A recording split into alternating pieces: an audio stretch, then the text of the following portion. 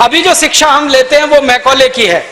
Macaulay ने जो पाठ्यक्रम तय किया वही हम पढ़ते हैं, और दुर्भाग्य से मैकॉले जो पाठ्यक्रम हमको दे गया वो इतना रद्दी और बेकार का है जो जिंदगी में कभी काम नहीं आता। हम पढ़ते हैं, रटते हैं, कक्षा में जाकर उल्टी करते हैं। कॉपी पे लिखना माने उल्टी करना। 100 में से 96 नंबर ले आते हैं।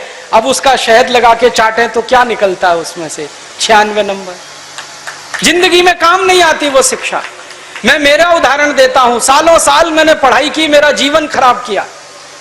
मैं नहीं पढ़ता तो बहुत अच्छा होता। जितने साल मैंने पढ़ाई की, जितना पैसा मेरे माता पिता ने मेरी पढ़ाई पे खर्च किया, जितना पैसा मेरे ट्यूशन पे मेरे माता पिता ने खर्च किया, अगर मैं पढ़ने नहीं जाता वो सब पैसा बचता और मैं उससे कोई धंधा और व्यापार करता तो करोड़पति होता। क्या पढ़ाई हुई है मेरी?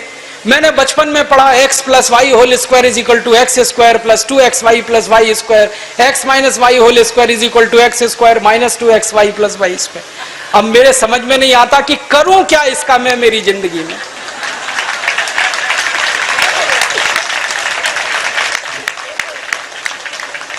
मेरे गणित के प्रोफेसर ने मुझको पढ़ाया, मैंने रटा, रट रट के दिमाग खराब किया, घंटों घंटों बर्बाद किए, किलो किलो कागज मैंने लिख लिख के खराब किए, और वो मेरी जिंदगी में आज तक काम नहीं आया। x + y होल स्क्वायर क्या करूं मुझे मालूम ही नहीं। मेरे गणित के प्रोफेसर को एक दिन मैंने कहा कि आपने मुझे ये क्यों पढ़ाया x + y होल स्क्वायर, मेरी जिंदगी में तो काम नहीं आया। तो मेरे गणित के प्रोफेसर कहते हैं, यार काम तो मेरे भी नहीं आया, मुझको किसी ने पढ़ाया, मैंने तुमको पढ़ाया। ये भेड़िया धसान क्यों चला रहे हो इस देश में? जो काम नहीं आता वो क्यों पढ़ा रहे हो इस देश के बच्चों?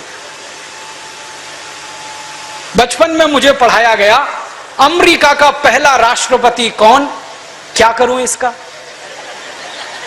मान लीजिए मुझे मालूम है अमेरिका का पहला राष्ट्रपति जॉर्ज वॉशिंगटन, करूं क्या? मालूम है मुझे, क्या करूं इसका? मैं सब्जी खरीदने जाता हूं बाजार में, सब्जी वाले को कहता हूं देखो मुझको मालूम है अमेरिका का पहला राष्ट्रपति जॉर्ज वॉशिंगटन था, वो सब्जी देगा क्या मुझे? फालतू में रटा रटा के मेरा दिमाग खराब कर दिया। अमेरिका का पहला राष्ट्रपति कौन? और मुझे इतना दुख होता है, तकलीफ होती है कि कोई मुझे ये पूछना शुरू करे कि तुम्हारे परिवार का पहला राष्ट्रपति कौन? मुझे नहीं मालूम। मेरे परिवार के राष्ट्रपति से मतलब मेरे दादा, दादा के दादा, दादा के दादा, दादा, कहीं से हमारा कुल शुरू हुआ ना, तो मेरे कुल का पति माने मेरा पहला पिता, वो कौन नहीं मालूम। और अमेरिका का पहला राष्ट्रपति मालूम है। और मुझे तो इतना दुख होता है कि अमेरिका का पहला ही राष्ट्रपति नहीं मालूम, 250 राष्ट्रपति मालूम है मुझे उनके, और मेरे कुल के 2.5 आदमी के नाम नहीं मालूम मुझे। मेरे पिताजी का नाम मालूम है, उनके पिताजी का, उसके आगे बढ़ता हूं तो सब ब्लैंक हो जाता है, याद ही नहीं मुझे। क्या करना है ऐसी शिक्षा से? काम की क्या है ये?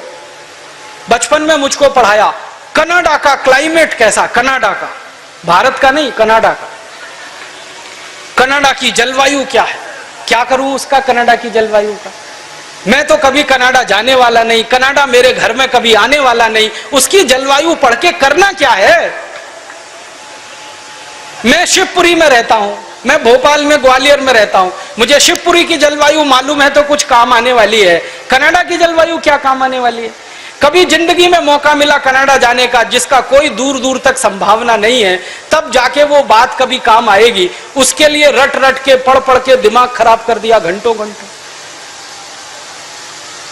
ऐसा फालतू इतिहास पढ़ाया। अकबर बड़ा महान था, होगा, मैं क्या करूं?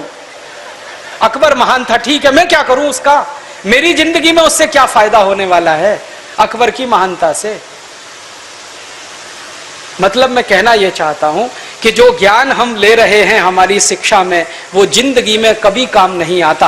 आप ईमानदारी से अपने बारे में एक दिन ये करना, मेरी बात है इसलिए नहीं, आपने जो जो पढ़ा है अपनी जिंदगी में याद करो, उसमें से कितना आपके काम आया। शायद आप 100 का नंबर निकालेंगे तो 5 भी काम नहीं आया, 5% भी काम नहीं आया। जो काम नहीं आया पढ़ा क्यों, फिर रटा क्यों उसको? और आप ऐसे सोचो, दूसरा उल्टा सोचो कि हमने जितना पढ़ा वो कितना हमें याद है। याद उतना ही रहेगा जो रोज काम आता है।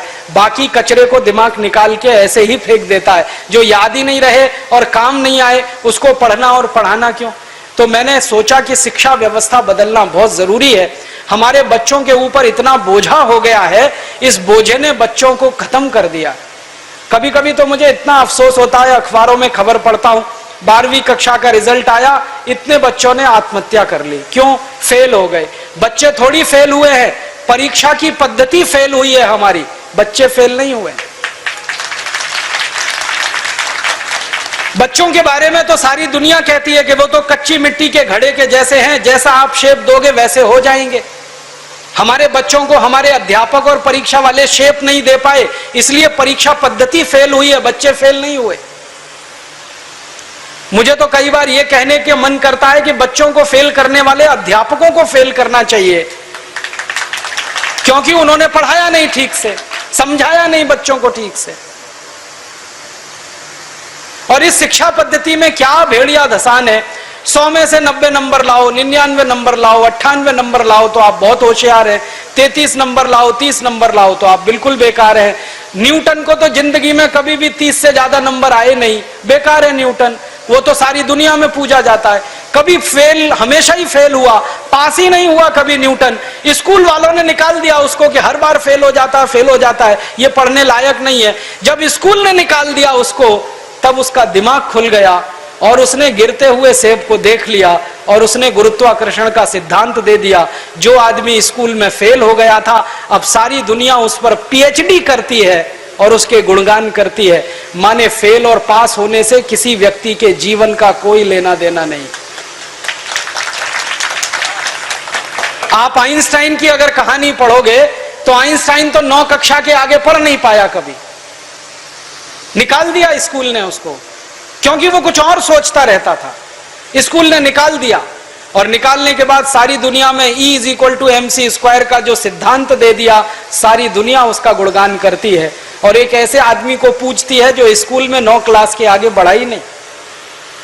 मतलब मैं कहना चाहता हूं, 9 पढ़ जाए, 10 पढ़ जाए, 12 पढ़ जाए, 16 पढ़ जाए, इससे कुछ लेना देना नहीं। ज्ञान जो है ना, डिग्रियों से नहीं तौला जाता। ज्ञान अलग चीज है, डिग्रियां बिल्कुल अलग चीज। मैं तो इसी देश की कहानी देखता हूं। धीरूभाई अंबानी 9 क्लास फेल हो गया, पेट्रोल पंप पे नौकरी करना शुरू किया और रिलायंस नाम का एक एम्पायर खड़ा कर दिया जो सारी दुनिया में 4.5 लाख करोड़ का है। 9 क्लास फेल आदमी 4.5 लाख करोड़ का एम्पायर खड़ा करके छोड़ गया। इसका माने ज्ञान का डिग्री से कोई संबंध नहीं है। घनश्याम दास बिरला 4 क्लास पढ़े, स्कूल और गांव छोड़कर निकल गए, लोटा लेकर कलकत्ता पहुंच गए और इतना बड़ा खानदान बना दिया, बिरला एम्पायर, जो आज लाखों करोड़ का है। 4 क्लास पास आदमी ने किया। बिरला जी कहा करते थे कि क्लास पास करना कोई महत्व की बात नहीं है जीवन की तुलना में।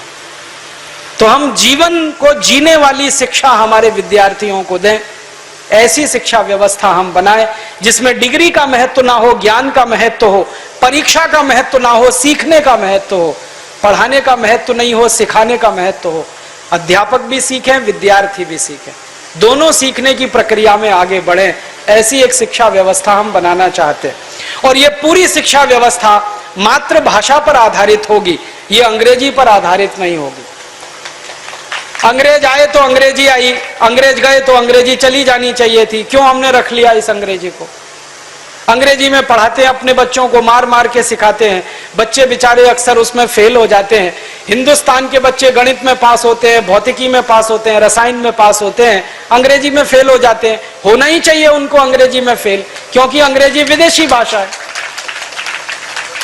मुझे आप एक अंग्रेज बताइए और दिखाइए जो हिंदी में पास हो जाए, तो मैं अंग्रेजी में पास होकर दिखा सकता हूं। जब कोई अंग्रेज हिंदी में पास नहीं हो सकता तो हम भारत के विद्यार्थियों से क्यों अपेक्षा कर रहे हैं कि वो अंग्रेजी में पास हो? और अंग्रेजी भाषा नहीं है पास होने लायक, ये तो भाषा ही रद्दी है। इस भाषा का इतिहास जब मैंने पढ़ा, 5वीं शताब्दी में तो ये भाषा आई, माने मुश्किल से 1500 साल पुरानी है।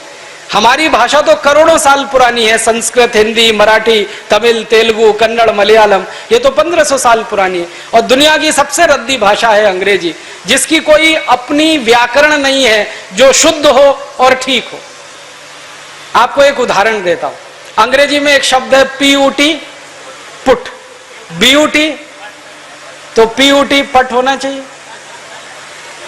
सीयूटी कट, बीयूटी बट, तो पीयूटी पट। अगर पीयूटी पुट तो सीयूटी कुट, बीयूटी बुट, यही होना चाहिए ना। क्या मूर्ख लोगों की भाषा है, ग्रामर ही नहीं है। और परम मूर्खता की भाषा ये अंग्रेजी। एक शब्द है अंग्रेजी में, उसमें कहते हैं केमिस्ट्री, CHEMISTRY, केमिस्ट्री, तो यहां पे CH जो है ना का हो गया, ठीक है, तो केमिस्ट्री में CH का हो गया, तो चोपड़ा में कोपड़ा होना चाहिए। CHOPARA है ना, उसको चोपड़ा क्यों कहते हैं, कोपड़ा कहो।